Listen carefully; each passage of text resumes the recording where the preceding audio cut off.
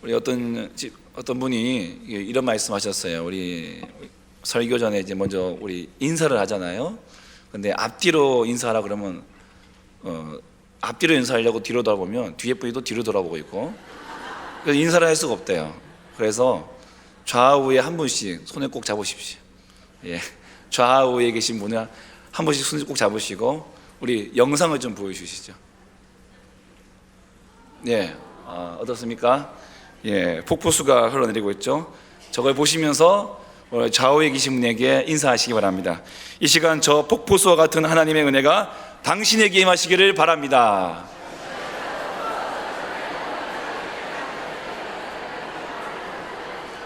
우리 한 번 더 하시겠습니다. 이 시간 저 폭포수와 같은 하나님의 은혜가 당신에게 임하시기를 바랍니다.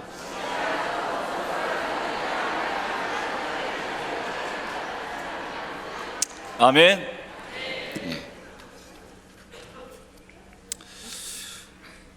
이솝 이야기에 이런 이야기가 있습니다. 한 마리의 사슴이 목이 말라서 호숫가에 물을 마시러 갔는데, 이때 사슴은 물속에 비친 자신의 그 그림자를 보았습니다. 그런데 나뭇가지 모양처럼 아주 활짝 머리에 이어져 있는 뻗친 그 잿뿔을 보면서 너무나도 만족해 했습니다.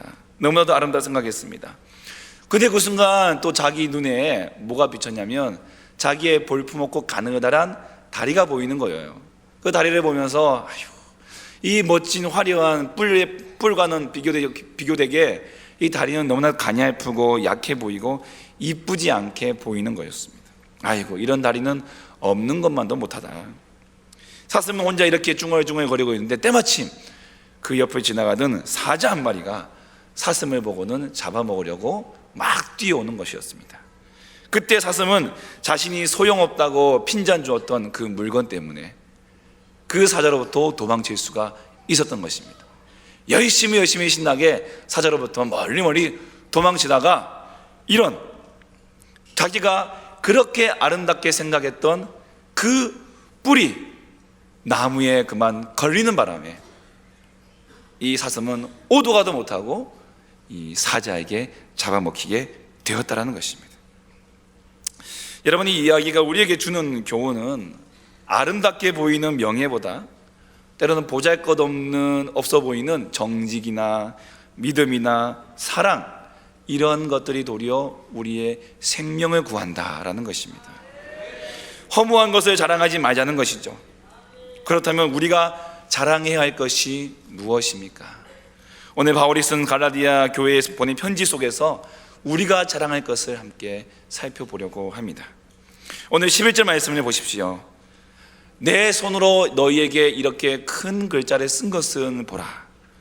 오늘 이 말씀은 바울이 이제 갈라디아서 1장부터 5장까지 쭉 글을 써오면서 이렇게 너희들이 이 편지를 잘 읽어왔지만 이제 결론을 말할 텐데 두 눈 크게 뜨고 더 집중해서 더 특별한 이 이야기에 주목하라는 것입니다. 앞에서 이야기한 것들이 참 많지만 그러나 정말 중요한 내용이 이제부터 시작된다, 이 말씀을 하고 있는 것이죠. 자, 우리도 눈을 크게 뜨고 귀를 쫑긋 세우고 졸지 말고 졸는 친구 옆에서 꼬집어주면서 바울이 하는 이 말이 무엇인지를 다시 한번 주목해서 함께 살펴보기를 바랍니다. 12절 보십시오. 함께 읽어보겠습니다. 물은 육체의 모양을 내려하는 자들이 억지로 너희에게 할례를 받게 함은 그들이 그리스도의 십자가로 말미암아 박해를 면하려 한 뿐이라. 오늘 갈라디아 교회에 무슨 문제가 있는 것 같은데 갈라디아 교회에 일어난 문제를 딱 세 문장으로 요약해 드리겠습니다. 갈라디아 교회에 바울이 찾아왔습니다. 그리고 이 바울이 바른 복음을 전했습니다. 그리고 바울은 이곳을 떠났습니다. 그런데 그 바울이 떠난 그곳에 거짓 교사들이 찾아왔다는 것입니다.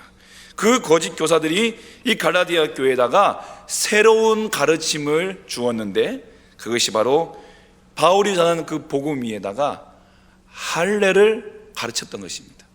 우리는 이 새로운 가르침을 다른 복음이라고 얘기할 수 있겠습니다. 이 거짓 교사들은 단순히 할례를 받으라는 말만 한 것이 아니라 할례를 받고 율법을 행해야 구원을 얻는다. 이렇게 그들이 주장하고 있는 것입니다.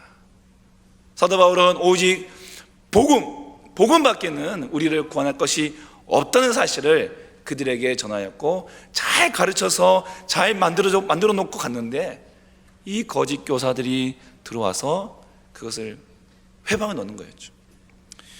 그런데요, 우리가 참 신기한 것은, 아니 그것이 거짓 주장이라고 한다면 우리가 알 텐데, 느낌적으로도 알 텐데 왜 갈라디아 교인들이 이 거짓 교사들의 가르침을 받았는가? 그것은 바로 그들이 가르친 내용들이 구약 성경에 나와 있는 내용이기 때문이라는 거죠. 여러분, 요즘 이단들이 활개를 치고 있습니다. 근데 그들이 활개를 치면서 기존에 있는 우리 성도들을 미혹할 수 있는 이유가 뭔지 아십니까? 그들의 말이 먹히는 이유가 뭔지 아십니까? 그들도 성경을 가지고 얘기를 하기 때문이라는 것입니다. 갈라디아 교회도 거짓 교사들이 교회의 모태라고 할 수 있는 예루살렘 교회에서 왔다. 그러면서 그들이 구약 성경, 이것도 우리도 성경 아니냐, 성경을 펼쳐서 이것 봐라, 할례를 행해야 되지 않게, 할례를 행해야 된다고 하지 않느냐. 너희들이 복음도 들었지만 거기다가 할례까지 행하면 약속의 하나님의 구원이 이중삼중으로 척척 싸매어져서 되게 좋다. 이러니까 그들이 흔들릴 수밖에 없었던 것이죠. 거짓 교사들의 주장이 무엇이 잘못되었는가는 잘 아실 것입니다. 그것은 십자가만 가지고는 안 된다, 이것을 말하고 있다는 것이죠. 여러분, 복음이 무엇입니까? 복음을 한마디로 말한다면 뭐라고 말씀할 수 있겠습니까? 예수 그리스도 십자가의 보혈입니다. 복음은 오직 예수 그리스도 십자가의 보혈입니다. 함께 따라해 보겠습니다. 복음은 예수 그리스도의 십자가의 보혈이다. 이 십자가의 보혈만이 우리를 구원하는 유일한 길이라는 사실을 믿으시기 바랍니다. 그런데 거짓 교사들은 이것만 가지고는 안 돼, 이것만 가지고 약해, 우리의 가지고 있던 역사와 전통과 이스라엘의 그 역사 속에서 제사장들과 선지자들이 내놓았던 그 율법들, 이 율법을 지켜야만 우리는 구원받을 수 있어. 그러면서 다른 복음을 전하였다는 것입니다. 여러분, 신앙의 핵심은요, 그저 겉으로 보이는 것에, 신앙의 핵심은 겉으로 보이는 것이 다가 아닙니다. 우리의 내면이 잘 갖춰진 다음에 이것을 바른 그릇에 담아가지고 밖으로 드러내야 하는 것입니다. 그저 외형만 중시해서는 안 된다는 것입니다. 그런데 오늘 이 갈라디아 교회 성도들에게 이 다른 복음을 가르치는 이 거짓 교사들은, 그들은 그저 외형만을 고집하고 외형만을 꾸미는 사람들이었습니다. 오늘 12절 말씀을 다시 한번 보시겠습니다. 무릇 육체의 모양을 내려 하는 자들, 이들이 누굽니까? 거짓 교사들입니다. 이들이 어떤 자들입니까? 복음만으로, 십자가만으로는 안 돼. 율례를 행해야 돼. 할례를 행해야 돼. 율법을 지켜야 돼. 그래야 구원받을 수 있어. 여러분, 다른 복음을 전하는 이 거짓 교사들의 특징을 아시겠습니까? 그들은 외형, 육체의 모양을 내려 하는 자들, 쉬운 성경에는 육체를 꾸미기 좋아하는 사람들, 겉으로 보여지는 것이 중요한 사람들, 그들이 바로 거짓 교사들이라는 것입니다. 그런데 이 거짓 교사들이 왜 이런 주장을 하게 되었느냐? 오늘 12절 하반절 말씀을 보시겠습니다. 그들이 그리스도의 십자가로 말미암아 박해를 면하려 함뿐이라. 여러분, 우리가 바른 복음을 가지고 사도 바울이 전한 복음이 무엇이겠습니까? 오직 예수 그리스도의 십자가의 보혈입니다. 바로 이 십자가. 그런데 이 십자가를 전할 때 한 가지 걸림돌이 있어요. 뭐냐면 아픔과 고난이 있다는 것입니다. 그런데 이 거짓 교사들은 이 아픔과 고난, 이 핍박을 면하고 싶은 거였어요. 피하고 싶었습니다.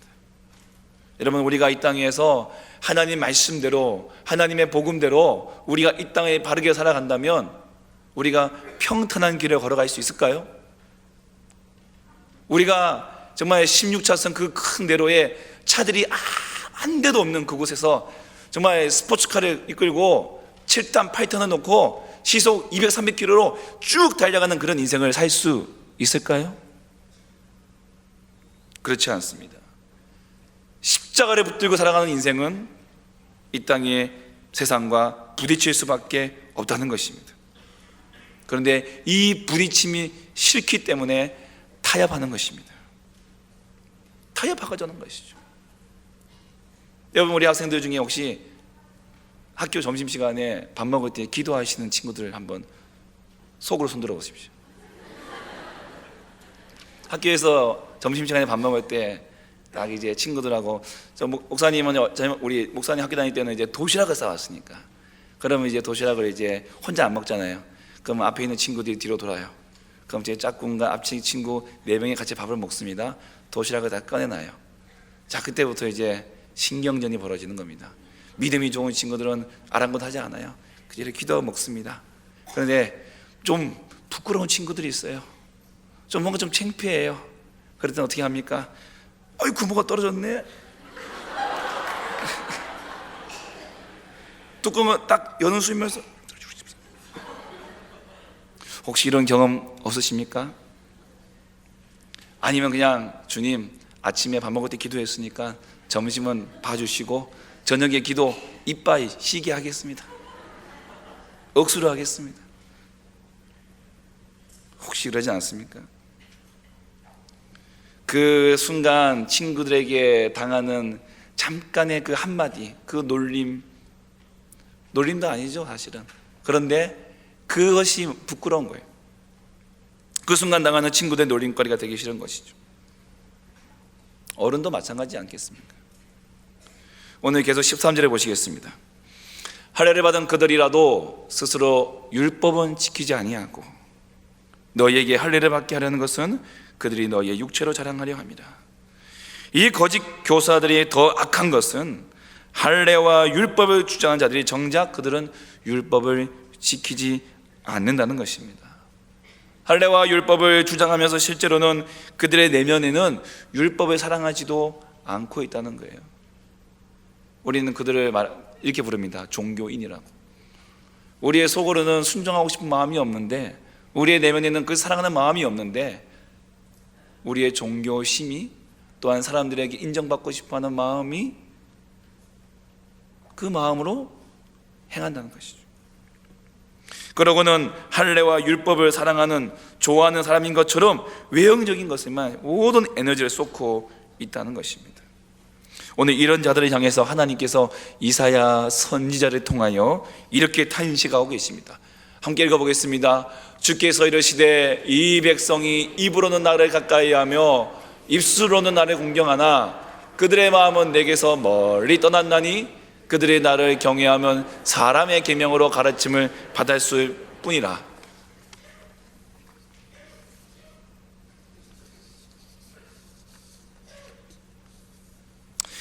여러분, 입술은 하나님을 믿는다고 말하지만 그 중심은 결코 떠나 있으면 안 됩니다.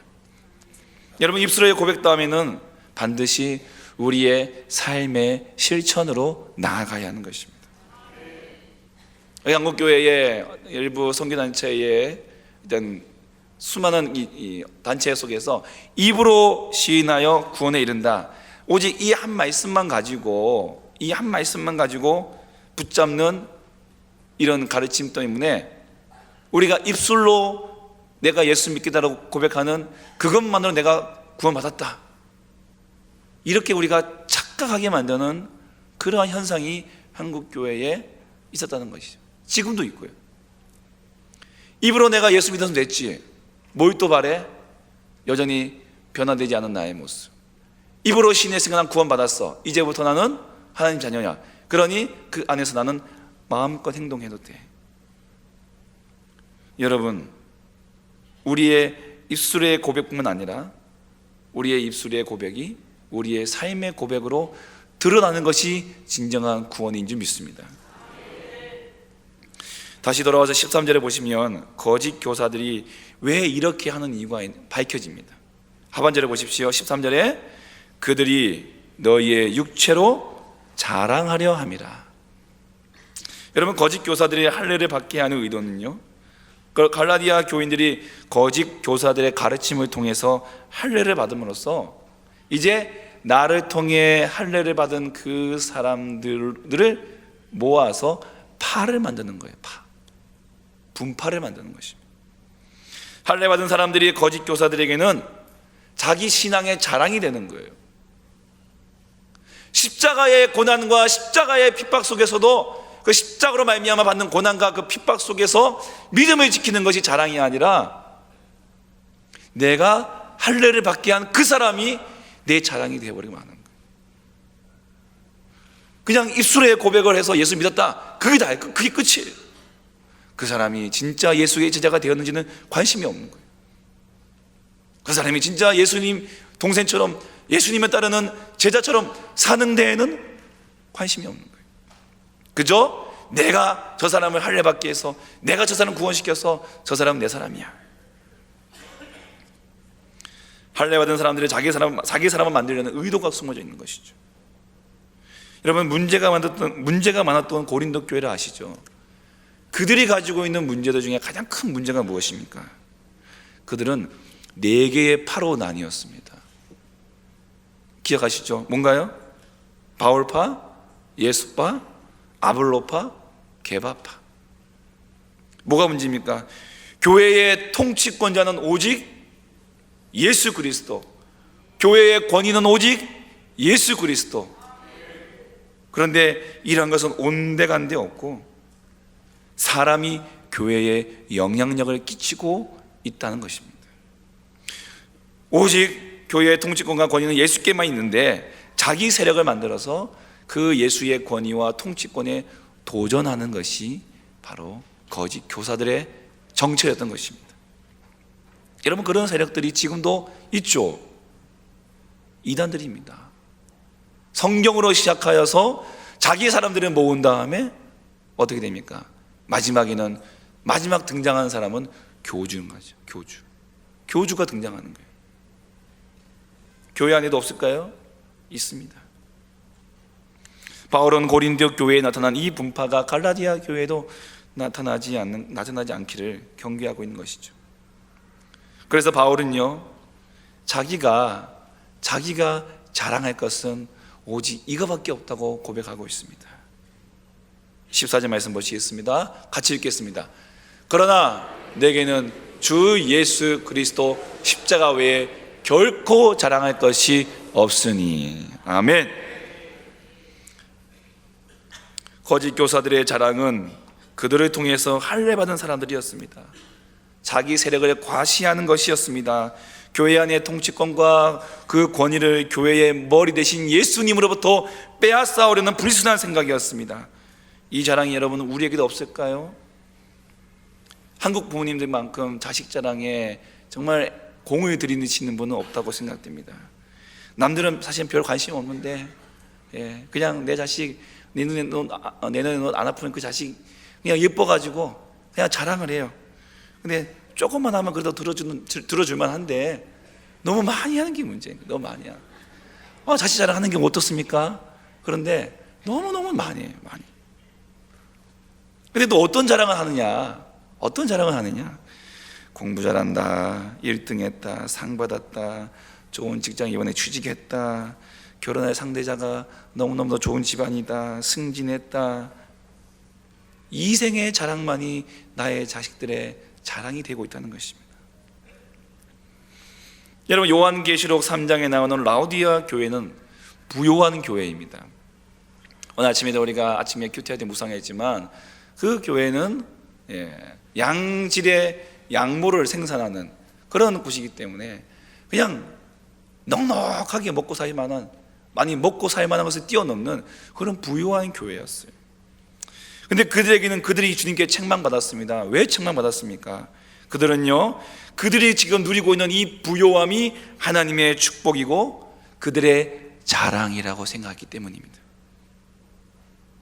그들이 누리고 있는 이 부요함이 자랑이 되어버렸어요. 부요하고 염려가 없고 근심이 없고 고난과 핍박이 없는 것이 결코 축복이 아닙니다. 그것이 온전히 신앙생활하는 것이 아닙니다. 그것을 자랑으로 생각하면 결국엔 나무에 뿌리 걸린 사슴과 같을 수밖에 없는 것입니다. 사도 바울은 할례와 율법을 중요시 여겼던 거짓 교사들이 넘볼 수 없는 넘사벽의 학자랑을 가진 인물입니다. 좋은 가문과 혈통을 가지고 탁월한 선생 밑에서 세계적인 석학 밑에서 배워서 학벌도 출중합니다. 거기다가 하나님을 향한 열정과 열심을 가진 신실한 사람입니다. 만약 사도 바울이 이런 스펙을 가지고 갈라디아 교회 가가지고 자랑한다면 누구한테 사람들이 붙겠습니까? 거짓 교사들이겠습니까? 아니면 사도 바울이겠습니까? 10중 빼고 사도 바울에게 붙을 수밖에 없는 거예요. 거짓 교사들 명함도 못 내미겠죠. 그러나 사도 바울이 모든 것을 해나 배설물로 여기고 오직 십자가 외에 결코 자랑할 것이 없다고 말할 수 있는 그 이유가 무엇이냐면 오늘 14절 하반절 말씀 같이 읽겠습니다. 세상이 나를 대하여 십자가에 못 박히고 내가 또한 세상에 대하여 그러하니라. 주님이 십자가에 박히실 때 나도 함께 죽었기 때문입니다. 바울이 주님을 만나고 주님이 십자가에 박히실 때 그가 죽으면서 그에게 남기신 것은 십자가밖에 없다는 것입니다. 여러분, 예수님도 사도 베드로가 탁월한 신앙 고백을 했을 때에 그에게 제일 먼저 가르치신 것이 뭐냐면 바로 고난과 죽음이었습니다. 예수님은 수많은 병자를 고치고 죽은 자를 살리시고 오병이어의 기적과 수많은 기적들과 가르침을 하셨습니다. 그런데 정작 그의 제자들에게 원하신 것은 자기의 죽음을 기념하라는 것이었습니다. 죽음에 비해서 부활도 말할 수 없는 영광이지만 그럼에도 불구하고 주님은 제자들에게 나의 죽음을 기념해라. 그만큼 우리 예수님의 삶의 사역의 핵심은 무엇입니까? 십자가요, 죽음인 것입니다. 우리들이 예수님께서 가르쳐 주신 이 신앙의 이 핵심, 이 십자가만을 우리도 자랑할 수 있게 되기를 간절히 소망합니다. 이 십자가만을 자랑할 수 있는 방법은 무엇입니까? 15절 말씀 함께 보시겠습니다. 할례나 무할례가 아닌 것도 아니로되 오직 새로 지으심을 받는 것만이 중요하니라. 오직 새로 지으심을 받는 것입니다. 새로 태어나야 됩니다. 거듭나야 됩니다. 내면의 변화가 외면의 변화로 나타나야 하는 것입니다. 외형만 취해서는 결코 안 됩니다. 이 은혜가 누가 주신 것입니까? 오직 성령만이 우리에게 새롭게 하시는 분이신 줄 믿으시기 바랍니다. 그리고 성령에 따라 신앙생활에는 반드시 대가지불이 필요합니다. 이것을 두려워하지 않고 말씀에 순종해서 우리가 고난과 시련을 아낌없이 겪으면서 주님을 따라갈 때 비로소 그때서야 우리를 성도라고 부를 수 있게 될 것입니다. 여러분, 이렇게 새롭게 지음받은 사람, 십자가만을 자랑하는 사람은 어떤 증거가 그의 삶에서 나타나느냐? 오늘 그것은 우리가 고린도후서 5장 17절에서 19절 말씀을 통해서 확인할 수가 있습니다. 읽어보겠습니다. 그런즉 누구든지 그리스도 안에 있으면 새로운 피조물이라. 이전 것은 지나가시니 보라 새 것이 되었도다. 모든 것이 하나님께로서 났으며 그가 그리스도로 말미암아 우리를 자기와 화목하게 하시니 또 우리에게 화목하게 하는 직분을 주셨으니 곧 하나님께서 그리스도 안에 계시사 세상을 자기와 화목하게 하시며 그들의 죄를 그리들에게 돌리지 아니하시고 화목하게 하는 말씀을 우리에게 부탁하셨느니라. 아멘. 어떤 직분을 주셨다고요? 어떤 직분이요? 화목하게 하는 직분. 누구에게요? 누구에게요? 새로운 피조물. 그리스도 안에 있으면 새로운 피조물이 된, 새 것이 된, 새로 지음받은, 성령 안에서 다시 거듭나고 새로 태어난 자들에게 주시는 하나님의 거룩한 직분은 목사도 장로도 집사도 아니고 화목하게 하는 직분인 줄 믿습니다. 고린도 교회가 이 화목에서 넘어졌습니다. 갈라디아 교회도 이 위기에 처해 있습니다. 우리 가정이 이 위기에 처해 있습니다. 이 나라와 이 민족이 이 위기에 처해 있습니다. 한국 교회가 이 위기에 처해 있습니다. 오직 우리를 화목하게 하는 사람은 십자가에서 죽고 십자가에서 다시 태어나 오직 십자가만을 자랑하는 사람임을 믿으시기 바랍니다. 십자가는 하나님이 만세 전부터 오랫동안 우리를 가슴에 품고 사랑하신 현장이고 증거입니다. 십자가는 모든 복과 은혜의 샘과 근원입니다. 십자가는 이 세상을 이길 진실한 승리의 깃발인 줄 믿습니다. 이 십자가만을 자랑하는 오늘 저와 여러분 되시기를 간절히 축복합니다. 마지막 세 절을 함께 읽겠습니다. 무릇 이 규례를 행하는 자에게와 하나님의 이스라엘에게 평강과 긍휼이 있을지어다. 이 이후로는 누구든지 나를 괴롭게 하지 말라. 내가 내 몸에 예수의 흔적을 지니고 있노라. 형제들아, 우리 주 예수 그리스도의 은혜가 너희 심령에 있을지어다. 아멘. 이 십자가만을 자랑하는 성도들에게 주시는 하나님의 은혜와 평강과 그리고 긍휼을 누리시는 오늘 저와 여러분 되기를 다시 한번 주의 이름으로 축원합니다.